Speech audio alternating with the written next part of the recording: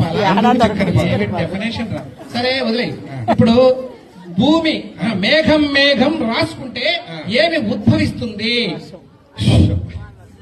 అసలు రాసుకోవడానికి వాడికి పెన్నులు బలపాలు ఎవడు లేదు. అవి రాసుకోవడం ఎందుకున్నా పైన?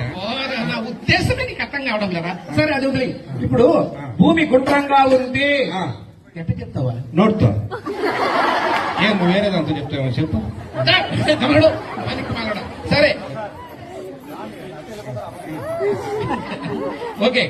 నెయ్యి ఎండలో పెడితే ఏమైతుంది? కుక్క తగ్గిపోతుంది. ఎండలో పెట్టి ఊరుకుంటే కలుగుతుంది. కరగకుంటే కుక్క. Language language mind your language. Okay.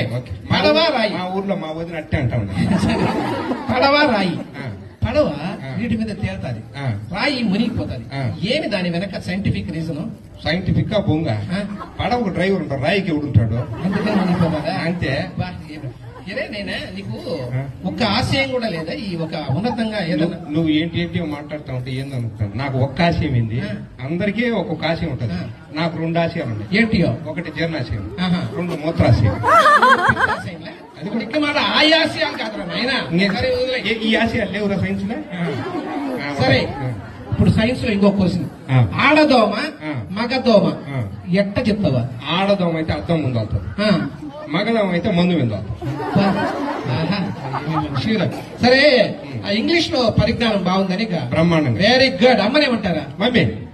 ఇది ఒక్కటి కరెక్ట్ చెప్పినారు. అమ్మ మమ్మీ అంటారు. నాయన దమ్మి. నాయన డమ్మి అంటారని మాకు తెలీదా సార్? మనం బయట చెప్పుకుంటామా? నేను చెప్పుకుంటా. నీకంటే సరే. ఇప్పుడు అమ్మను మామ్ అని కూడా అంటారు. ఒత్తు కూడా పిలిపారేసా? మామ్. మీకు ఒత్తులు రాకుండా మామ్ అంటారు. అదే పిన్నమ్మన మినిమం, పెద్దమ్మన మాక్సిమం. అబ్బా ఏమి ఇంగ్లీష్ అంటే చంపిన ఇంగ్లీష్ సార్ రమణయ్య సార్. సరే ప్యాంట్. ప్యాంట్ ఏకవచనమా బహువచనమా? ప్యాంటు. ఇది పెద్ద క్వశ్చన్. చూడ నడుము దగ్గర చూడ ఒకటే ఏకవచనం, దాని కింద చూడ 2 కాళ్ళు ఉన్నాయి బహువచనం. ఏమి చెప్తారు అంటే ఇప్పుడు నేను ఒక వర్డ్ చెప్తా, దాన్ని నువ్వు ట్రాన్స్లేట్ చేయి. సరే. వర్షం పడుతుంది ఇంగ్లీష్ లో ట్రాన్స్లేట్ చేయి. The rain will come. అబ్బా వెరీ గుడ్. వర్షం పన్నే పడుతుంది. ది రెయిన్ విల్ కమ్మే కమ్ము. దేవుడా. సరే